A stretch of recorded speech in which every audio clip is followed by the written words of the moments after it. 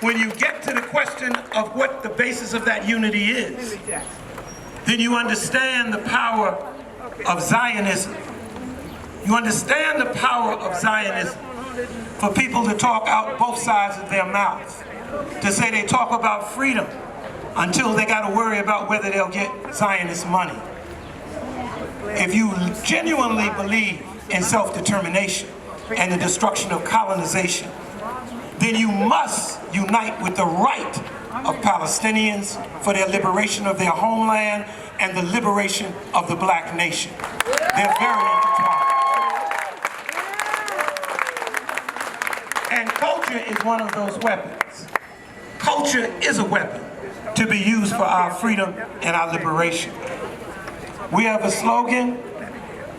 We took it up at one of the recent rallies around Palestine to introduce that to them.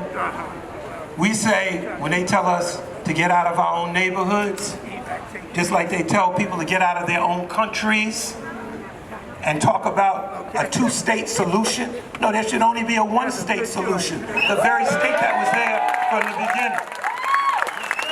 And just as that, we also want to make sure that black liberation and our right to self-determination is something that is respected. Last year, Nerdeen was down on that corner. That's right. When we were renaming Frederick Douglass Square. And she came in solidarity with like what we talk about, the straight up solidarity between the Palestinians and the Black Liberation Movement.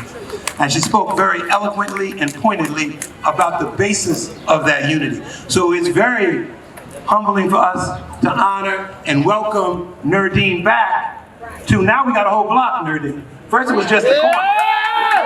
This time we took the block. We told the B-44 bus they got to make a right turn because they go to the right anyway. So we want to welcome our sister and our comrade, Sister Nerdeen.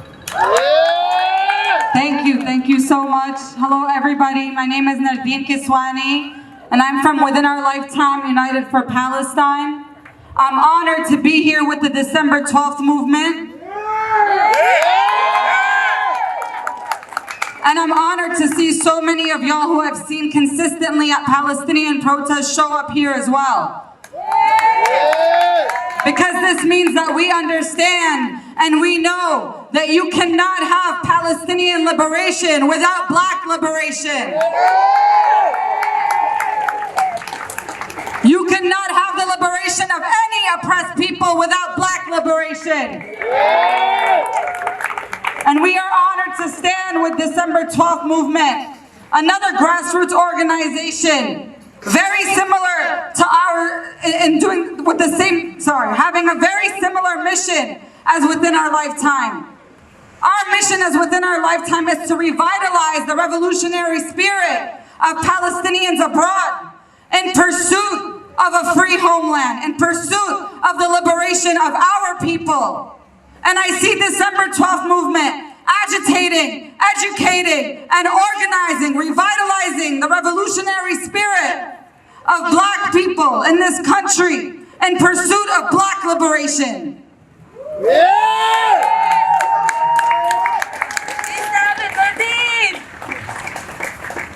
I'm honored today, especially on Juneteenth, as one of the markers of liberation, of black liberation that is still not complete. As we see in the sign here, we are not yet free. Similar to what Palestinians are going through in Palestine, with IDF, with Israeli police attacking our people, essentially committing a genocide against our people. There too is a genocide against black people in this country. By law enforcement and by white supremacists who run the streets amok, similar to how they do in Palestine, threatening the lives of black people. Just like Zionist white supremacists threaten the lives of Palestinian people in our homeland. The NYPD, which has killed so many black people in this country, has an office in Tel Aviv, has an office in so-called Israel. It's paid for by the NYPD Police Foundation, who also pays for a lot of the training, a lot of the PR that goes on to cover these oppressive forces. Police descended from slave patrols. That's right. That's right. Yeah. And the Israeli army and the Israeli police descended from the Zionist white supremacist terrorist militias. They're Irgun and the Haganah that carried out the Nakba, that carried out the genocide of people. And on top of all this, they share strategies. Israel trains countless police forces in the US, including the NYPD. And they share intelligence and strategies back and forth on how to oppress our people. This is why when there was an uprising in Ferguson, and US police, Ferguson police, used tear gas against protesters, against people who were righteously angry and righteously resisting against police murder of black people, yet again, Palestinians were tweeting from Palestine telling them how to deal with tear gas, that milk is better than water, that using onions helps flush out the tears from their eyes. They knew this because the same tear gas that's being manufactured in the US is used against our people in Palestine and black people in the US whenever we try to uprise, whenever we try to resist. Same enemy. Yeah. And I want to say this part especially to all my Palestinian people here, all my people who came to learn about black liberation, who knew about Palestinian liberation. I want you to understand that our responsibility as a Palestinian organization and Palestinian people in the belly of the beast is materially contributing to the liberation of oppressed people held in the prison house of nations, the United States. We have a responsibility to the Black liberation movement.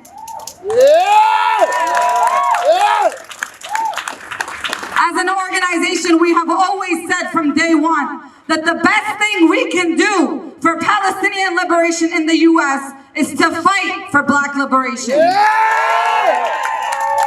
As one of the most historically oppressed groups with the greatest revolutionary principles and history fighting in this country, without black people laying the groundwork for us here, none of us would be able to fight against oppression. And we know that if we follow our black comrades, we will be guided to the path that will lead to the liberation of all oppressed people.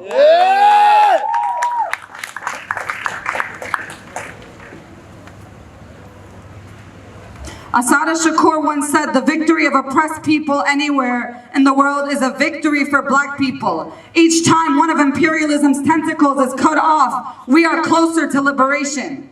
The struggle in South Africa is the most important battle of the century for black people. And the defeat of apartheid will bring Africans all over the planet closer to liberation. Imperialism is an international system of exploitation, and we as revolutionaries need to be internationalists in order to defeat it.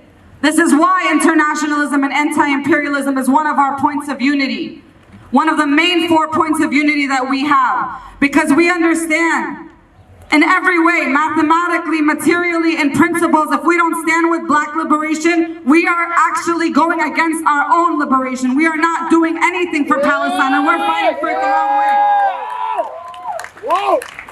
Just like our oppressors come together to oppress us, we have to come together to share our strategies, lessons, and experiences and build off of our struggles, understanding that they are necessary to liberation. And only with reparations, land back, return, and international solidarity can we actually fight for it. This is why we must also support reparations for black people. This is part of what this rally is about.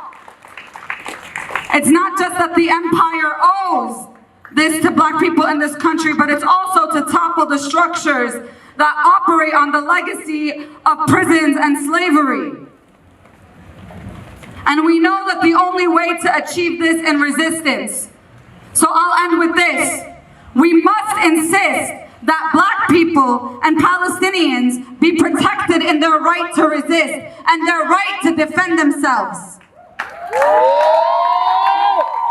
It is Black people in the US and Palestinians back home who are resisting on the front lines of the global struggle against imperialism, against the fascist chokehold by police in this country. And we must elevate the demand for return, reparations, and resistance. It is resistance that unites us from Palestine to New York City. And we say, there is no rest until full reparations, there is no rest until full liberation, and there is no rest until return. Thank you.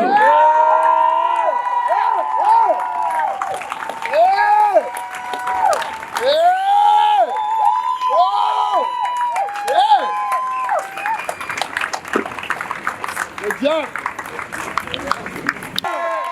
That's all y'all got?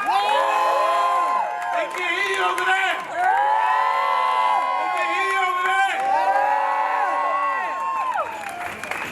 Drive the Zionists to the sea. Yeah. Hear that? Hear that?